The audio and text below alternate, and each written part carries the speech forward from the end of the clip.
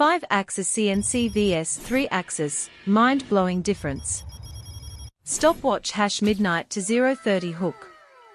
What if I told you that two CNC machines can cost thousands of dollars apart, yet one can machine parts the other simply cannot?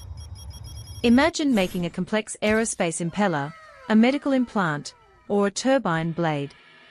A 3-axis CNC struggles with these parts, while a 5-axis CNC finishes them with incredible precision. So what makes the extra 2 axes so powerful? Stay until the end because I'll show you the real differences, the advantages, and which machine is the right choice for your work.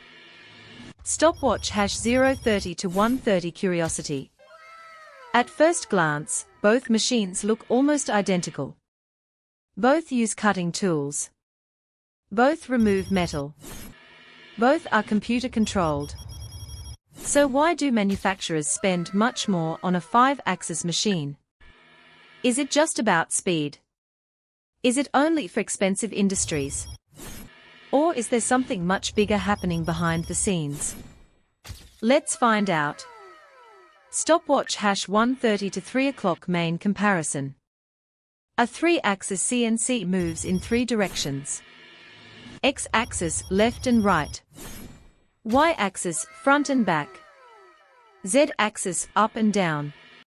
It's perfect for flat surfaces, slots, pockets, drilling, and general machining. Now let's look at a 5-axis CNC. Along with X, Y, and Z, it also rotates around 2 additional axes. This allows the cutting tool to approach the workpiece from multiple angles without removing or repositioning the part.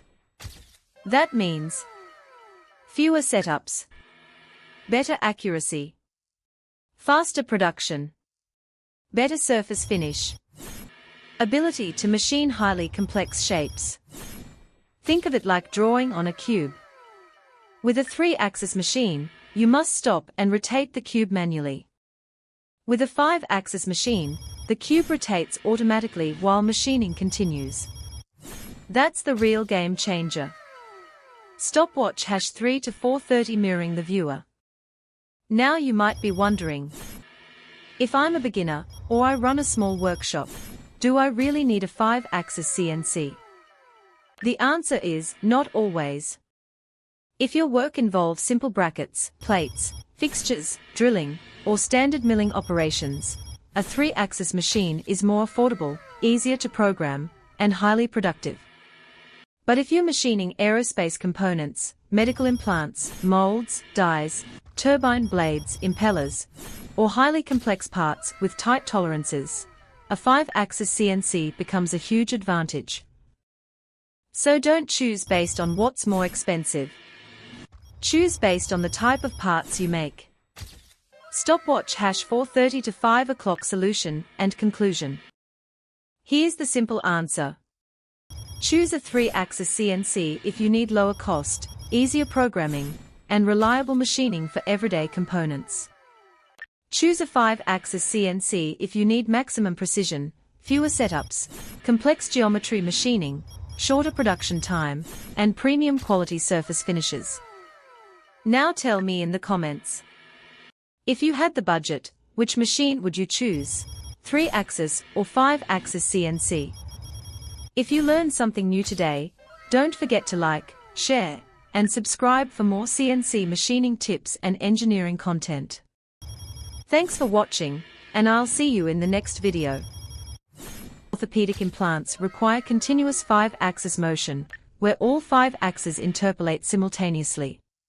Without this capability, such designs would have to be split into multiple sub-components, or cast rather than machined from solid billet. The economic shift. While aerospace and medical giants pioneered 5-axis adoption, mid-sized job shops now rely on it to survive. The higher initial machine cost is offset by dramatically reduced spindle downtime between setups, lower labor costs per finished part, elimination of specialized fixture design and manufacturing, near-zero scrap rates caused by manual reclamping errors. Paying more for a 5-axis machine isn't just buying speed, it turns complex, High-risk geometries into predictable, profitable production.